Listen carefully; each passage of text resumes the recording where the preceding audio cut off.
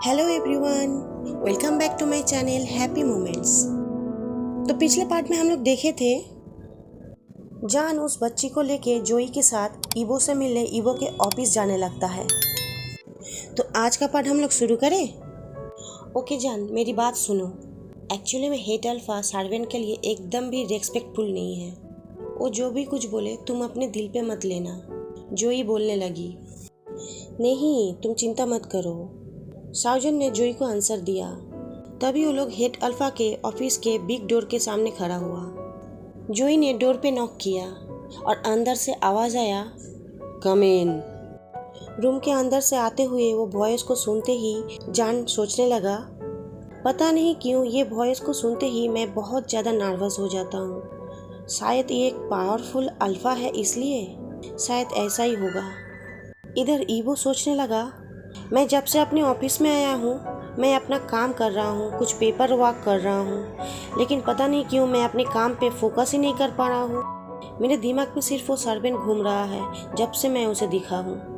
पता नहीं क्यों, लेकिन जब से उसे मैं देखा हूँ तब से मुझे उसके साथ कुछ स्ट्रेंज कनेक्शन फील होता है।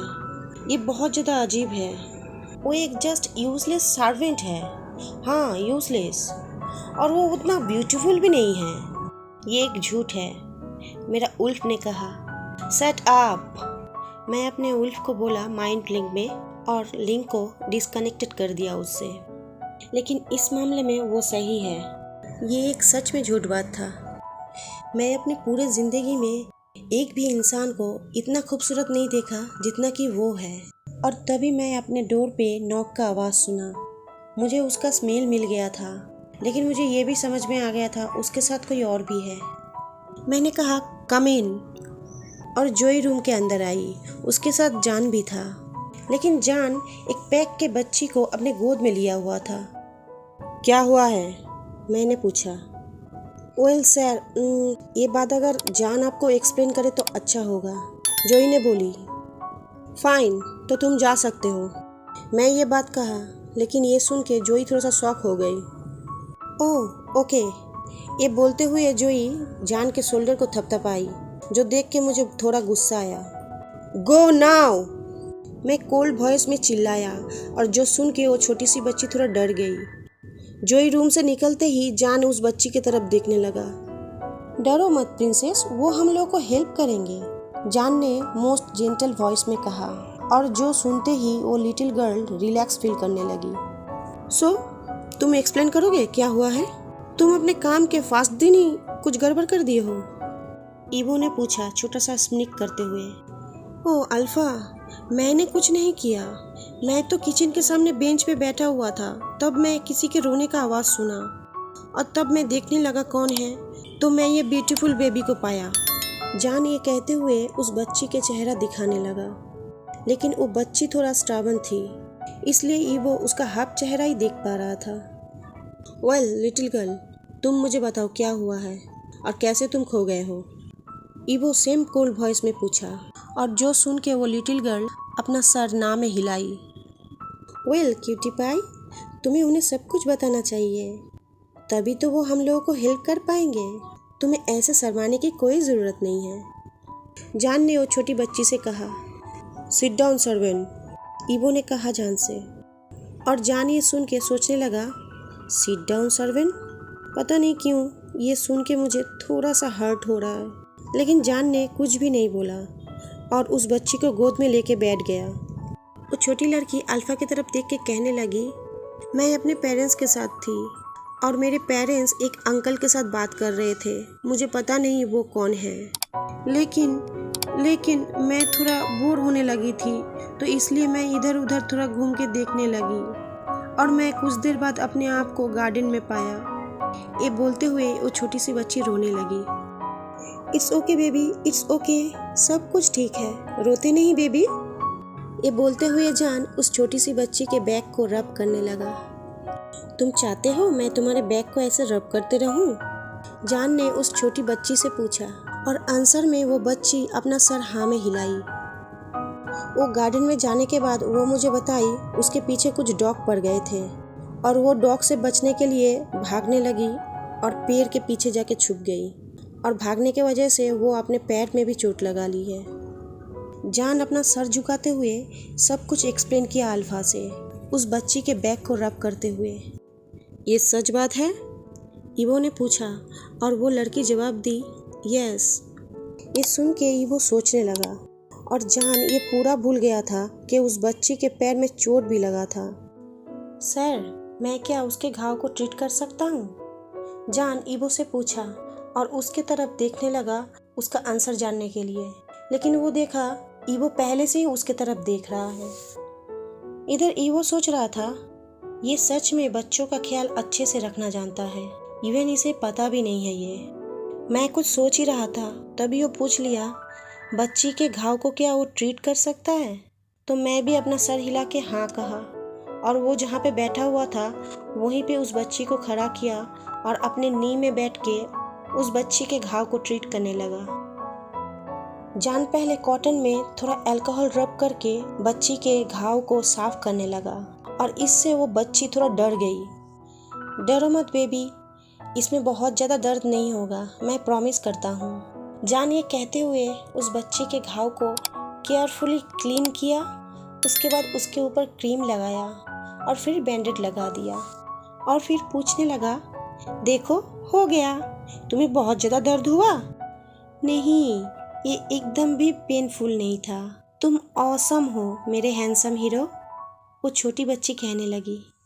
ओके, सब कुछ ठीक है तो मेरे पास आओ, ईवो ने कहा। तो वो लड़की जान की तरफ देखने लगी और जान उसको अपने गोद में बैठा लिया। तुम्हारा नाम क्या है? ईवो ने पूछा।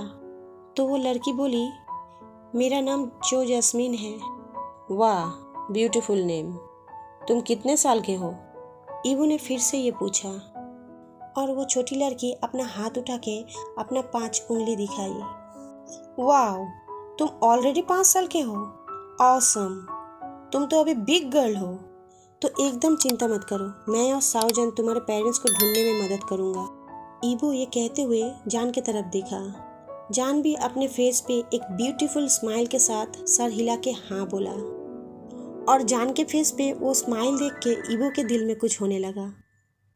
ईवो उस बच्ची को बहुत सारा क्वेश्चन करने के बाद अपने ब्रदर हाईक्यून को कॉल किया और वो 5 मिनट बाद ही ईवो के ऑफिस चला आया। लेकिन वो ऑफिस में घुसते ही चौंक गया वो अपने छोटे ब्रदर के ऑफिस में सर्वेंट देख के, कारण उसके छोटे ब्रदर कभी भी ऑफिस में किसी भी सर्वेंट को घुसने नहीं देता है और वो खुद इस प्रॉब्लम को सॉल्व कर रहा है।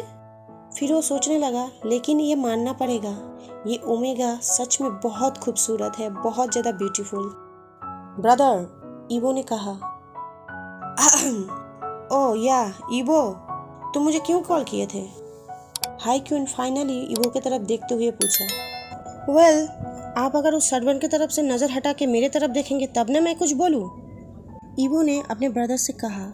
और जो सुन के जान बहुत शॉक हो गया था और सेम हाईक्यून के साथ भी हुआ, वो भी बहुत ज़्यादा शॉक हो गया था।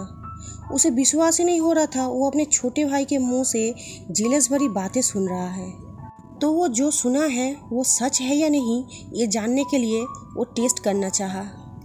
वेल, ये यंग मैन रियली बहुत ज़्यादा ब्यूटीफुल है, तो मैं कैसे ना देखूं उनके तरफ?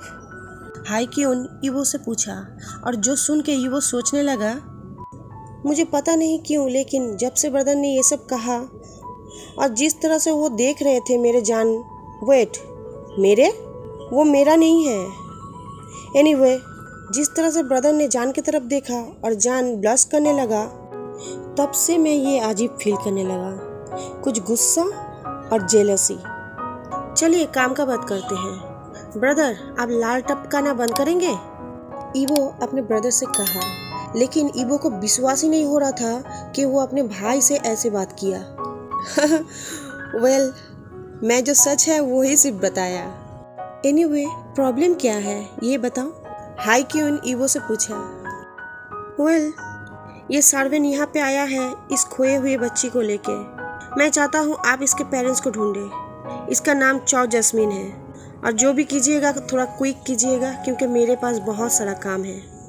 ईवो अपने कोल्ड वॉइस में ये कहा और जो सुन के वो छोटी बच्ची थोड़ा डर गई। मैं क्या उस हैंडसम हीरो के पास जा सकता हूँ प्लीज़? आंखों में आंसू लिए वो लिटिल गर्ल ईवो से पूछने लगी, और जो सुन के ईवो का एक्चुअली में हार्ट ब्रोकन फील हो रहा था। वो कभी नहीं चाहता था उस बच्ची को डराना, और इसीलिए उसके फेस के एक्सप्रेशन थोड़ा सा चेंज हुआ, लेकिन सिर्फ 1 सेकंड के लिए, क्योंकि वो कभी भी अपना एक्सप्रेशन किसी को दिखाना नहीं चाहता। आज का पार्ट मैं यहीं पे ख़त्म करती हूँ फ्रेंड्स, मेरा बुखार अभी तक नहीं उतरा है, लेकिन फिर भी आप लोगों को बहुत ज़्यादा थैंक यू मेरा वेट करने के लिए, और मुझे इतना सपोर्ट करने के लिए, और मुझे इतना प्यारे प्यारे कमेंट करने के लिए, जो मुझे एक्चुअली में एनर्जी देता है, इनकरेज करता है कि मैं वीडियो बना पाऊँ। थैंक यू दोस्तों। तो मुझे कमेंट करना ये पार्ट आप लोगों को कैसा लगा, और मेरे वीडियो को लाइक्स करना, शेयर करना, और मेरे चैनल को सब्सक्राइब जरूर करना। तो आज के लिए मैं चलती हूँ, बाय बाय।